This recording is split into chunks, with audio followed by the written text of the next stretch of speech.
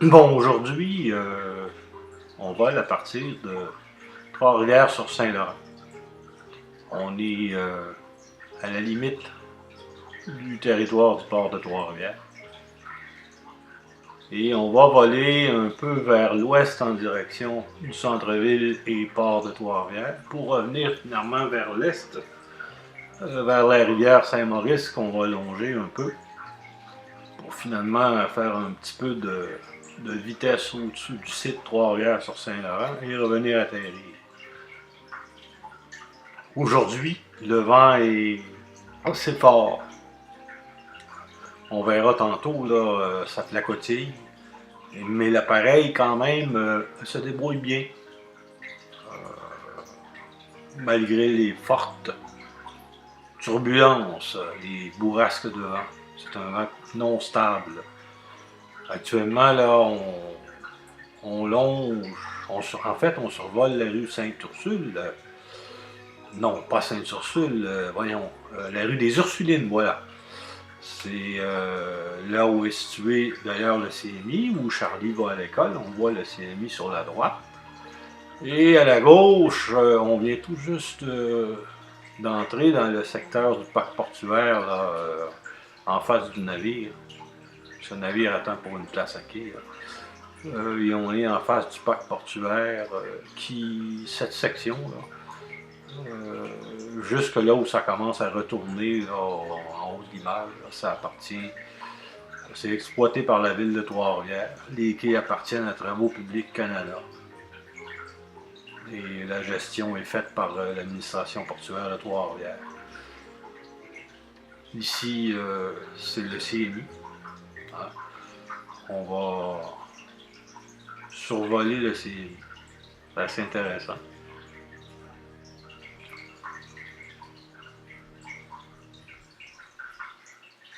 On est actuellement en direction du soleil à contre-jour.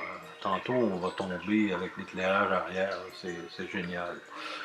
Ici, j'ai un commentaire pour Marc Douin, Stéphane Cloutier. Le petit bateau qu'on voit accosté en haut de l'image, à gauche. C'est là le quai numéro 9 où le port de Trois-Rivières va faire ses travaux. Là. Et on voit, Marc, où ça tourne et ça rentre dans les terres. C'est ça qu'il faut remplir. On va y revenir, l'image va passer. C'est ça qu'il faut remplir et mettre égal sur une longueur de 85 mètres. Là. Au loin, ça c'est pour ceux qui ne connaissent pas très bien la région, au loin, c'est la rivière Saint-Maurice qui se jette dans le fleuve Saint-Laurent. Et le fameux amphithéâtre de Trois-Rivières, qui a été terminé l'an dernier, la construction, et qui a débuté son exploitation d'ailleurs, sa mise en service l'été dernier avec le spectacle du Cirque du Soleil, avec la musique de Beau Dommage, ben c'est le toit carré qu'on voit, là, et on va voir mieux tantôt.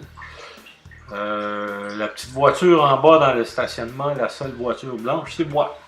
C'est de là que je pilote actuellement le drone. Pour Marc et Stéphane aussi, à droite, il y a des enrochements qu'on voit là, le long du fleuve. En face de l'amphithéâtre, ben, c'est des arrangements qu'on a mis en place dans notre projet qu'on a fait là, il y a quelques années.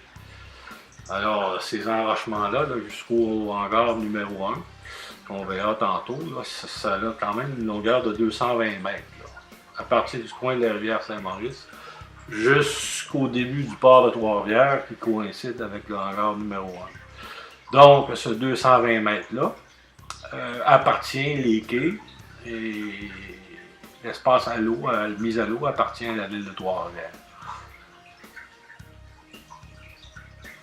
On peut voir la différence de couleur entre l'eau de la rivière et l'eau du fleuve.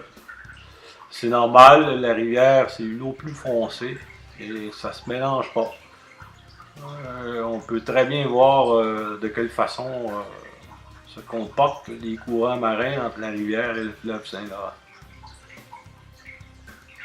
Tout l'espace qu'il y a entre l'amphithéâtre et le fleuve, c'est, je crois que cet été, il y aura des débuts d'aménagement. Là. C'est pas aménagé encore. Et là, on a une vue panoramique sur la rive sud.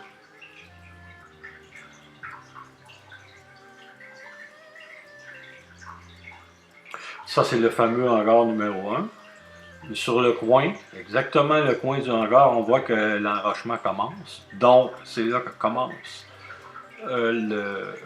la propriété de la ville de Trois-Rivières pour s'étendre jusqu'au coin de la rivière Saint-Maurice, là, au niveau façade de quai, qui donne sur le fleuve Saint-Laurent. Magnifique journée. C'était froid par contre et venteux.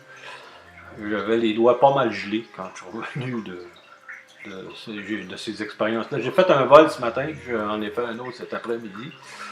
Le problème ce matin, c'est que j'ai oublié de démarrer la vidéo. J'ai fait 22 minutes de vol. J'avais honnêtement des vues extraordinaires avec un éclairage extraordinaire.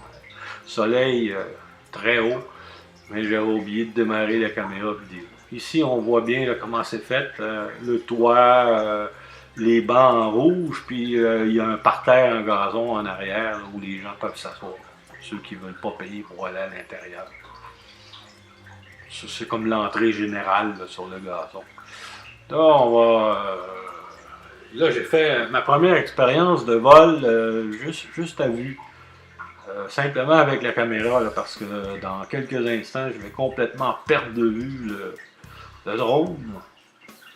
Dès que je passe derrière l'amphithéâtre, moi je ne le vois plus. C'est sûr que c'est énervant un peu. Là. Puis là, ben, je suis allé survoler là, la rive de la rivière pour contourner l'amphithéâtre. C'est le fun en maudit, mais tu te dis toujours où skier. Parce que là, tu ne le vois plus. Là. Fait que tu pilotes à vue avec ton petit iPhone, tu regardes sur ton écran d'iPhone, puis tu pilotes à vue comme si tu étais à bord du drone. En avant sur la rivière, c'est l'autoroute, la 40, vers l'est du Québec. En bas à gauche, c'est le centre Borealis, qui est un centre d'interprétation, c'est un centre touristique. C'est là qu'ont été transférés les éléments liés à l'histoire de la fabrication du papier à Trois-Rivières. Je crois que c'est là. On voit bien ici, là, Borealis à droite, puis à gauche, ben, sur le coin, c'est l'amphithéâtre. Pont de Trois-Rivières en haut. On voit le pont de Trois-Rivières.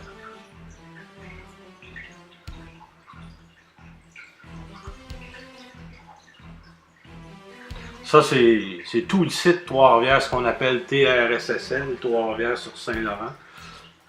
Le site est pratiquement pas développé. Il y a juste l'amphithéâtre, un condo et un bâtiment commercial là, construit par Michel Pellerin, l'architecte, où la firme Pluritech est maintenant installée.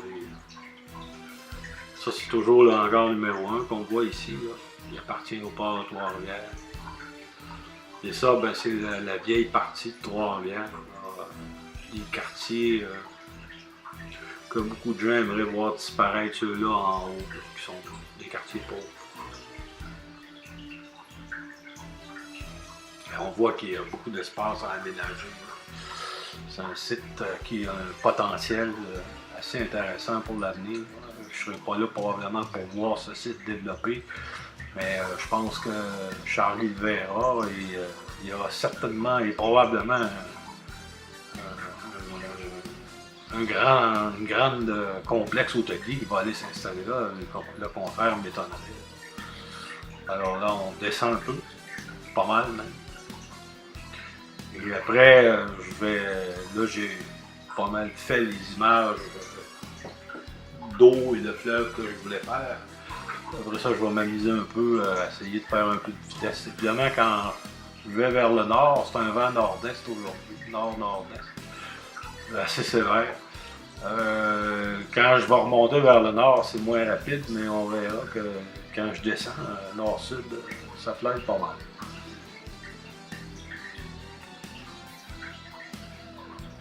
Mais évidemment, je suis encore débutant, là. Ça fait quelques jours que j'ai ce truc-là. Et je vole prudemment. Là.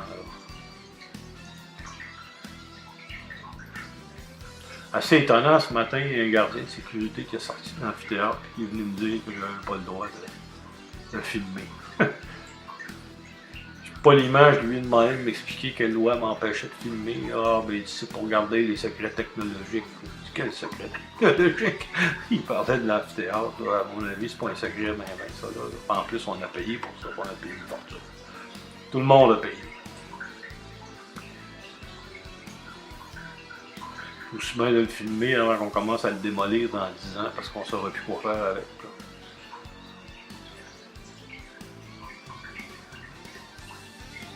Je crois que ça a bien fonctionné l'été. Bien sûr, c'est assez impressionnant, hein? Ça fonctionne quelques mois par année, tout ça. Mais l'été passé, avec le spectacle du Cirque du Soleil, ça a très bien fonctionné. Comme je disais tantôt, c'était beau dommage. Cette année, ils ont annoncé que c'était Robert Charlebois. Et que le thème serait alentour d'un animateur pas déguisé, mais habillé en pilote style Lindbergh, là, puis que ça tournerait alentour de ça. Moi, j'avais suggéré Jerry Boulet. Je pense que si l'expérience se reconduit l'an prochain, ça ne me surprendrait pas que ce soit Jerry Boulet, parce que Steve Dubé, le directeur de tout ce complexe-là, tout ce qui est amphithéâtre, les spectacles, m'avait dit que Jerry Boulet son nom avait été mis sur la table et de façon très sérieuse, ça que c'est peut-être un des prochains à venir. On voit ma voiture là, dans le stationnement.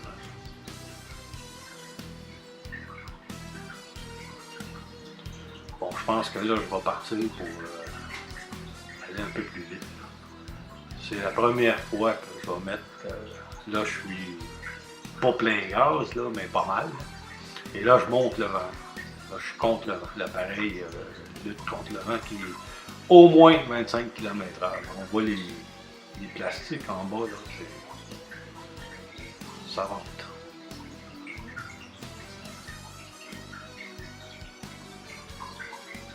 Et là, au retour, la vitesse est plus rapide, là, ça fly. C'est au moins 35 km/h, ça, comme vitesse. Au moins. Probablement plus avec le vent arrière.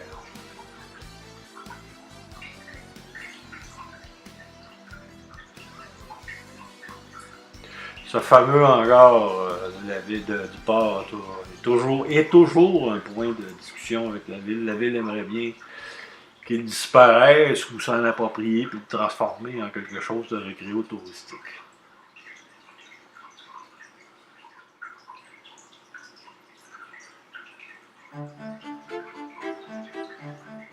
C'est sûr qu'avec le drone, je pourrais aller dessous, là, mais je suis pas mal loin, puis j'ai pas encore les bonnes perspectives avec la caméra puis mes yeux. Je voudrais pas frapper quelque chose, vraiment pas. Ça, c'est la voie ferrée qui alimente le port de Trois-Rivières. Ça fait comme une roulette, les voies ferrées à Trois-Rivières. Ça part de la gare, ça s'en va en haut de ce qu'on voit ici, ça descend vers le fleuve. Ça longe un peu le fleuve pour desservir les hangars du port de Trois-Rivières, jusque vers Kruger à peu près. Et là, ça remonte vers la gare. Ils appellent ça la raquette, parce que vu d'en haut, peut-être que j'aurai l'occasion un jour d'aller me mettre au-dessus de tout ça. Vu d'en haut, ça ressemble à une raquette à neige, une raquette pour faire de la marche.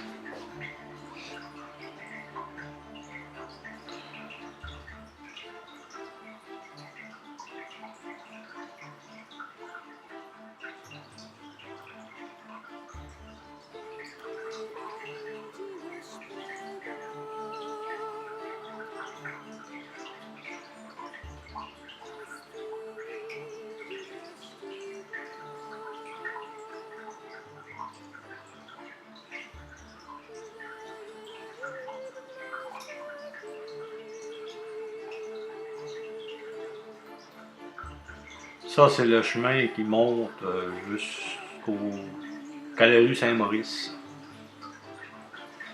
En fait, tantôt, j'ai dit que le pont, c'était l'autoroute, c'est pas vrai. C'est le pont, je pense que c'est celui-là qu'on appelle le pont Radisson, qui fait traverser la rue Saint-Maurice entre Trois-Rivières et les Caps-de-la-Madeleine. Le pont de l'autoroute, il est plus au nord que ça.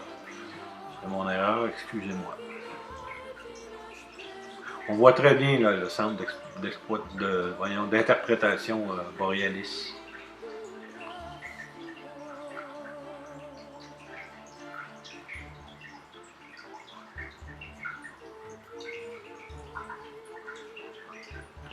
Ce territoire-là, pour ceux qui ne sont pas de la région, qu'on vient de voir, là, tout ce terrain-là, c'était anciennement la CIP. Hein. Quand Trois-Rivières était la capitale de l'Amérique du Nord pour la production du papier, ils étaient installés et occupaient tout ce terrain-là. C'était vraiment gros, la CIP. Et les quais, d'ailleurs, qui donnent sur le fleuve, appartenaient à la CIP qui faisait le shipping, hein, l'exportation du papier à l'international, au Canada, au Québec, vers le port de New York, et à l'international, ça partait en haute mer, et voilà.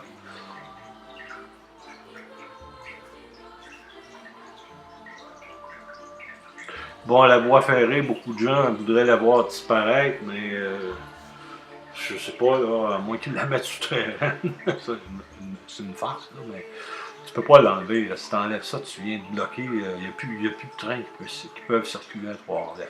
C'est sûr que ça ferait l'affaire de beaucoup de gens, mais on a un port, puis il ne faut pas oublier qu'un port, c'est de l'argent neuf hein, qui rentre. C'est pas un produit, ben, en partie oui, là, mais de façon générale, le port, c'est de l'argent neuf qui rentre dans le pays. C'est important. C'est très important.